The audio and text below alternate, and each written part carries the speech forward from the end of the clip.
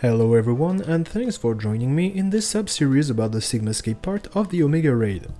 The first floor rehashes the well-known Phantom Train from Final Fantasy VI, and although it appeared in some remakes, I won't cover them save for two cases.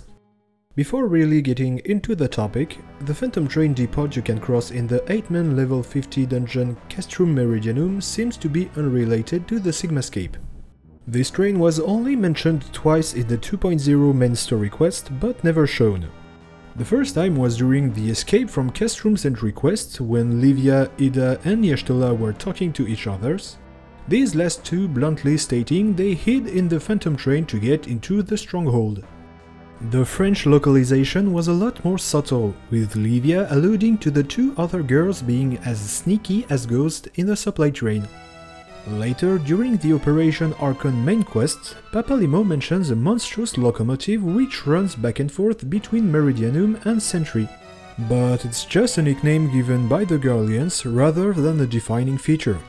At the moment of this video release, nothing has been added in-game about it since 2.0, and it's still open to debate. In its original appearance in FF6, the Phantom Train was a supernatural being, which duty was to carry the souls of the deceased to the afterlife. The one we're riding in FF14 is implied to be another Phantom Train, with those two ghosts we meet when leaving. They are the wife and son of the characters Sia and Garamond from FF6. That game also had a destroyed kingdom named Doma, which the three characters came from.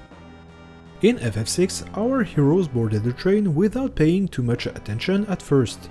They then wanted to get off the ride before it reached its final destination, which is implied being lethal to living beings.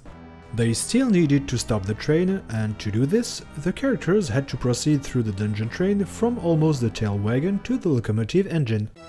Once there, they had to activate some switches inside, then finally the one outside near the chimney, which is referenced in the Sigmascape when we rush to destroy it. On your way, ghosts will block your progression, much like those squares in the 14th, but you could interact with the ones hovering around, which would result in three outcomes.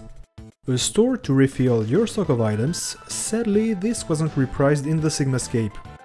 A fight against a ghost, I'll be back to it quickly enough. Or a temporary ally that in fact had that skill called Possess, which was given to the enemy ghost in the 14th. It would kill an opponent ignoring any immunity or defense while still sacrificing the caster. Fortunately for us in FF14, it just teleports you to a passenger cabin of the train boss, where you have to kill, guess what? A ghost to get out like the aggressive one previously mentioned. The ones in the Savage mode have skills exclusive to FF14, so I won't cover them. Before heading to the next part, it's noteworthy to mention that, in the normal mode, if you're lucky enough, instead of a ghost you can fight another enemy in the cabin, Siegfried. Despite his bragging, he is weaker than the usual ghost, exactly like he deceived us in FF6, where a boss battle theme tagged along, just to realize how weak and easy he was to beat.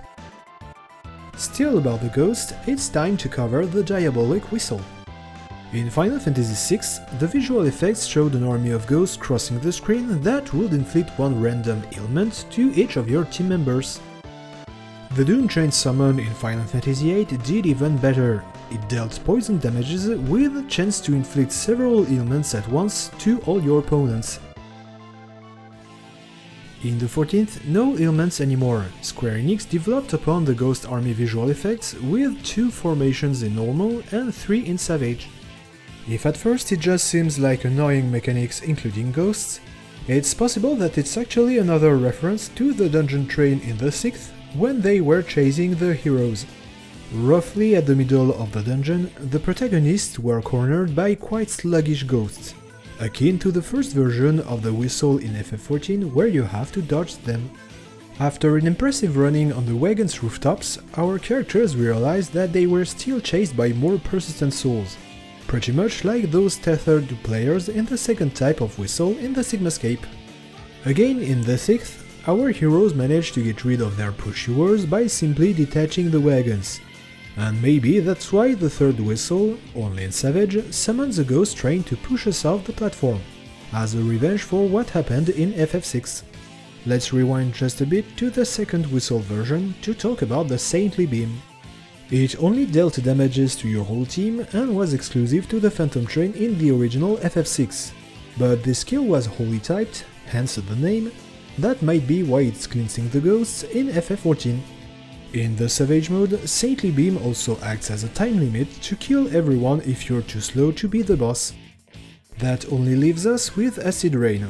In FF6, it dealt damages to every player characters and added a damage over time effect called Sap, which wasn't the case in the Dawn of Souls FF1 remake, where it only dealt direct damages, like in the 14th. Alright, that's all for the similarities between the Sigmascape Phantom Train and its previous occurrences. The next video will cover Chatarnook. Take care and have fun!